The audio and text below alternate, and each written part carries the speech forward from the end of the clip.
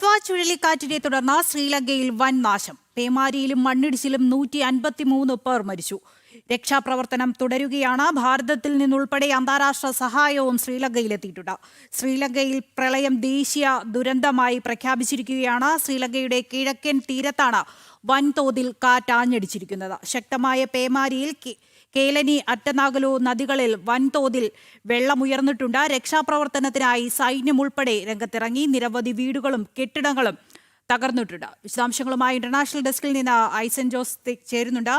ഡിറ്റ്വയിൽ വൻ നാശനഷ്ടമാണ് ശ്രീലങ്കയിൽ ഉണ്ടായിരിക്കുന്നത്. എന്തൊക്കെയാണ് വിശദാംശങ്ങൾ?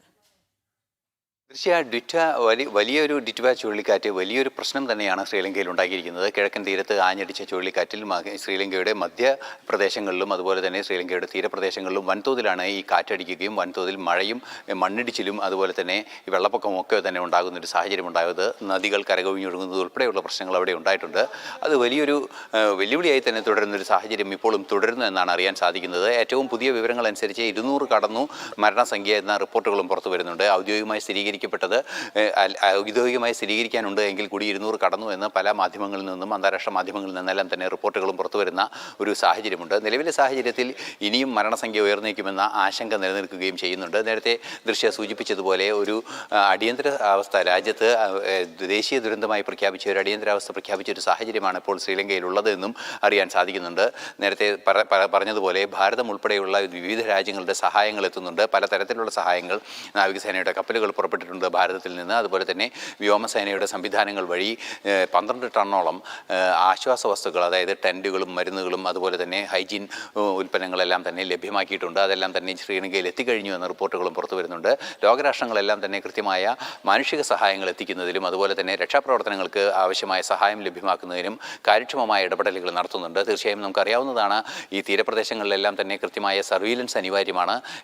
ആധുനിക സംവിധാനങ്ങളുടെ സർവീലൻസ് എല്ലാം തന്നെ അനിവാര്യമാണ്. ആ ഒരു പശ്ചാത്തലത്തിൽ അക്കാര്യം കൂടി പരിഗണിച്ചുകൊണ്ടുള്ള ഒരു സൈനിക പിന്തുണ ലഭ്യമാകുന്നുണ്ട് എന്നാണ് ഇപ്പോൾ മനസ്സിലാക്കാനും സാധിക്കുന്നത്. തീർച്ചയായും വലിയൊരു ആഘാതമാണ് ശ്രീലങ്കയ്ക്ക് ഡിറ്റ്വ ഏൽപ്പിച്ചിരിക്കുന്നത് എന്നതൊരു യാഥാർത്ഥ്യം തന്നെയാണ്. അതേപോലെ ഈ ഡിറ്റ്വയുടെ ഗതി എങ്ങോട്ടാണ്? ഇന്ത്യൻ തീരത്തേക്ക് അടുക്കാറായിട്ടുണ്ടോ? അതിനെ സംബന്ധിച്ചുള്ള വിശദാംശങ്ങൾ എന്തൊക്കെയാണ്?